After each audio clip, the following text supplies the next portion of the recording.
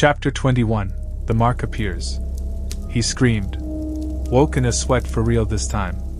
But something had changed. His wrist burned. He rolled up his sleeve and gasped. A black mark had appeared, shaped like the spiral from Clara's journal. He tried to rub it off. It wouldn't fade. He looked in the mirror, and for the first time, his reflection smiled without him. Chapter 22. The warning from Clara. That day, Kelvin returned to the house to find answers. The journal had more pages than he remembered. Fresh ones. Handwritten, but not by him. Clara's voice returned. If you are reading this, it means the house has chosen you. The mark means it knows you're a threat. That's why it took her. That's why it's breaking the rules of time. To break its hold, you must finish what we failed to do. Bring her back, before Halloween ends. Or she stays in the mirror forever.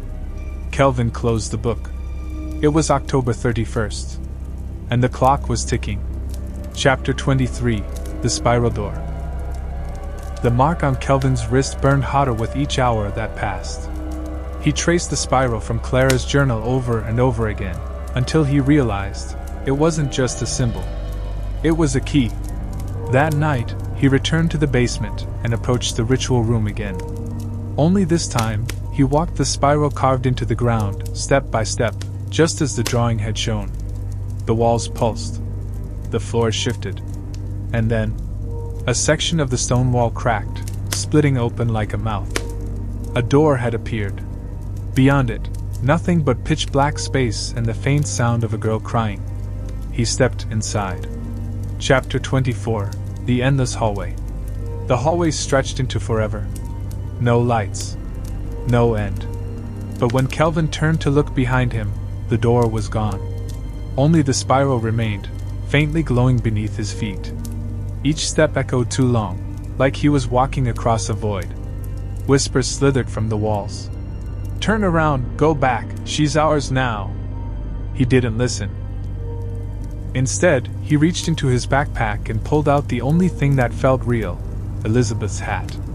I'm coming, Liz, he whispered. The whispers stopped. Then, ahead in the dark, he saw her. Elizabeth. She was just standing there. But her eyes were wrong. Chapter 25. The Girl That Wasn't.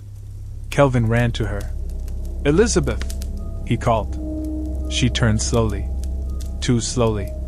Her face was pale, drained of color, her eyes wide and unblinking. It's me, he said, reaching out. She smiled. But it was not her smile. The shape of her mouth stretched too wide. Her voice dropped several octaves. You're late. Her hands turned black. Her fingers grew longer. Kelvin stumbled back. You're not her! The imposter lunged. But he threw salt from his pocket across the floor between them. It screamed, and vanished in a burst of soot and wind. Chapter 26. The Mirror Garden. Beyond the hallway was a new room, a garden. But everything was dead. Black roses, brittle vines, and mirrors hanging from tree branches like fruit. Each mirror showed something different. A boy running through fire. A girl crying in a bathtub. A shadow pulling someone into a closet. But one mirror, one near the center, held Elizabeth. The real Elizabeth. She saw him and pressed her palms to the glass. Kelvin, help me! Please! He reached out. The mirror burned his fingers but didn't break. He needed something more. Something from the house itself. Something it feared. Chapter 27. The Heart of the House. He ran. Back through the spiral. Back through the hall. The house twisted and groaned, trying to trap him, spinning rooms and shifting stairs like a giant puzzle box. But he made it, back to the attic. There, behind a loose panel Clara had written about, he found it. A shard of the original mirror. The one they had broken to open the gate all those years ago. It shimmered with pale blue light. And it screamed when he touched it. Clutching it tight, Kelvin whispered, You took her. But I'm taking her back. And the house shuddered. Chapter 28. Through the Glass. Kelvin returned to the mirror garden. The shard of the original mirror vibrated in his hand like it wanted to leap out. Elizabeth was still trapped in the center mirror, pounding against the inside. This time, Kelvin didn't hesitate. He raised the shard and stabbed it into the mirror's surface. There was no sound, no shatter. Instead, light exploded outward in a wave of blue fire, slicing through the dark vines, the black roses, and all the other mirrors around him. A door formed where the mirror stood, and Elizabeth's voice echoed from within. "Hurry, Kelvin, he's waking up." Chapter 29: The Man with No Face. Inside the doorway, Kelvin found a room made of shadows. Not built, grown. Roots twisted along the ceiling. A pit yawned in the center, and above it hovered the faceless man. He didn't move. He didn't breathe. But he was awake now. Elizabeth stood across the room, trapped in a cage made of swirling fog. "Give her back!" Kelvin shouted. The man tilted his head. And then, he began to split. Arms stretched outward. His legs cracked like breaking wood. His face opened, revealing only more mirrors inside. Each showed someone he had taken. And one of them was Clara Woodlock. "You don't belong here," Kelvin said, gripping the mirror shard tighter. The faceless man glided closer. He didn't walk, he floated just above the floor, a living shadow with glass where a face should be. Chapter 30. In one of the mirrored shards on its head, Kelvin saw himself, but older, cold-eyed, alone. "No deals," Kelvin growled. "Let her go." The air thickened, the room darkening as the faceless man raised a single long finger and pointed to the mark on Kelvin's wrist. A trade. The message was clear. If Kelvin stepped into the mark, he could take Elizabeth's place. "No!" Elizabeth screamed. "Don't you dare!" Kelvin looked down at the spiral, then at her, then at the mirror shard in his hand, and made a different choice. Chapter 31: Shattering the Curse. Instead of stepping into the spiral, Kelvin raised the mirror shard high and hurled it into the pit of shadow. The entire room screamed. Not just the faceless man, the house itself. The pit flared with blue fire. The mirror on the man's face cracked. The cage around Elizabeth dissolved into mist. And the memories in the mirrors, the trapped souls, began to slip free. Clara's voice echoed through the void. "Finish it!"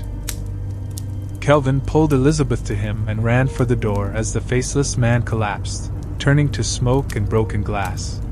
Behind them, the walls of the nightmare began to cave in. Chapter 32: Escaping the Spiral. They ran. Through the mirror garden, now collapsing. Through the endless hallway, which twisted and snapped behind them like a snake devouring its tail. The spiral glowed brighter the closer they got to the surface, pulling them up, back to the basement, back to the world they knew. As they climbed the rope ladder out of the ritual chamber, the mirror below cracked fully open. And a final whisper reached them. "You will never be rid of me." Then everything went dark. And silent. And still. Chapter 33: Halloween Morning. Kelvin and Elizabeth stood outside Woodlock House just as dawn broke on Halloween morning. The sky was purple and pink, soft and silent. The front door of the house hung open, but the inside was gone. Just rot and beams and dust. No spiral. No mirror. No voice. They walked home without speaking. Back on his porch, Kelvin finally broke the silence. "Did that really happen?" Elizabeth nodded. "Every horrible second." He looked at the mark on his wrist. Gone. But he didn't feel better. He felt watched. Chapter 34: The Empty Seat at School. School was strange. No one seemed to remember Elizabeth had been missing. Mr. Reese, their science teacher, handed her an assignment sheet. Missed for a dentist appointment. Even Elizabeth's parents didn't say anything, like it had never happened. But Kelvin knew, and so did Elizabeth. They sat together at lunch, silent as other kids laughed and talked about costumes and candy. On the far end of the cafeteria, one chair sat empty. Kelvin squinted. Hadn't that been Clara Woodlock's face? Just for a second? Chapter 35, The Final Journal Entry. That night, Kelvin opened Clara's journal one last time. There was a new entry, written in the same slanted handwriting as always. The spiral is broken, but the hunger never ends. He is scattered now. In reflections. In shadows. In choices. If another opens the door, he will return. Kelvin slammed the book shut. Outside, a mirror in the hallway cracked. Chapter 36, The Last Trick. Halloween night came. The town was bright with orange lights, costumes, and candy buckets. Kelvin and Elizabeth tried to enjoy it. They went door to door. They laughed when a kid in a skeleton suit screamed at a rubber spider. But at the last house, a forgotten one near the woods, a woman in a cloak opened the door. She smiled without blinking, held out a bowl of candy, and in the silver of her necklace, Kelvin saw the spiral. They didn't take any candy. They didn't say a word. They just walked away fast. Chapter 37, Reflection. That night, Kelvin looked at himself in the mirror. Really looked. Behind him, everything seemed fine. His room, his bed, his shelves of comics. But his reflection blinked out of sync. Only once. But he saw it, and it smiled. Chapter 38, The Sleepwalker. It started again a few nights later. Kelvin woke up standing. Not in his room. Not even in his house. He was at the edge of town, barefoot in the cold grass, staring at Woodlock house. But the house had been condemned. Boarded up. It should have been impossible. Yet there it stood, fully restored. Porch light on. Curtains swaying. Kelvin tried to move, but his feet wouldn't listen. Then a voice, his own, whispered inside his head. It's your turn now. Chapter 39, The Girl in the Glass. Kelvin wasn't the only one. Elizabeth had started drawing spirals in her notebooks, filling the margins, doodling faces without eyes. And one afternoon, as she washed her hands in the school bathroom, something flickered in the mirror. Not her. Clara. Just standing there, behind the glass, looking very calm. You didn't save me, Clara whispered. Elizabeth backed away. And behind Clara stood Kelvin, smiling. But the smile was wrong. Chapter 40, A New Host. Halloween came again. A full year had passed. The house was gone, burned down over the summer by accident. But kids still whispered. They stayed away from the lot. Avoided mirrors. Avoided spirals. Kelvin? He seemed normal. Until the very last page of Clara's journal wrote itself in his drawer. The mirror never broke. It just chose a new frame. Kelvin stood in his room, eyes blank, a spiral slowly reappearing on his palm, glowing faintly. In the mirror? He wasn't there at all. Just the faceless man, smiling back.